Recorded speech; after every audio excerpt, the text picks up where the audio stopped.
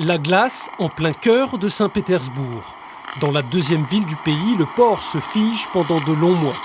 Le golfe de Finlande n'est pas loin et la Neva, le fleuve qui s'y jette, gèle sur plusieurs dizaines de centimètres.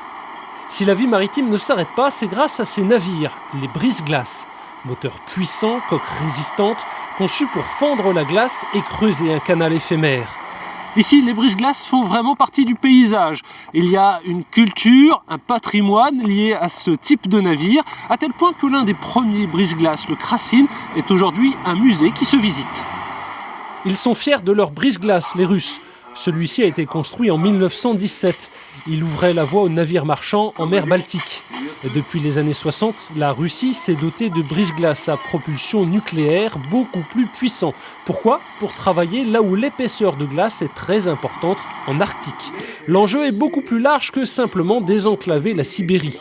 Il y a beaucoup de problèmes pour développer ces régions et surtout on utilise pas seulement les brise-glaces pour transporter quelques cargos sur la route du Nord, mais pour transporter quelques nécessaires équipements pour installation.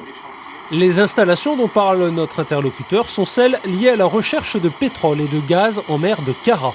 Du pétrole et du gaz présents sous la glace. Il faut impérativement des moyens techniques hors normes pour exploiter ces gisements. Voilà pourquoi en Russie, les brise-glaces représentent un enjeu stratégique considérable.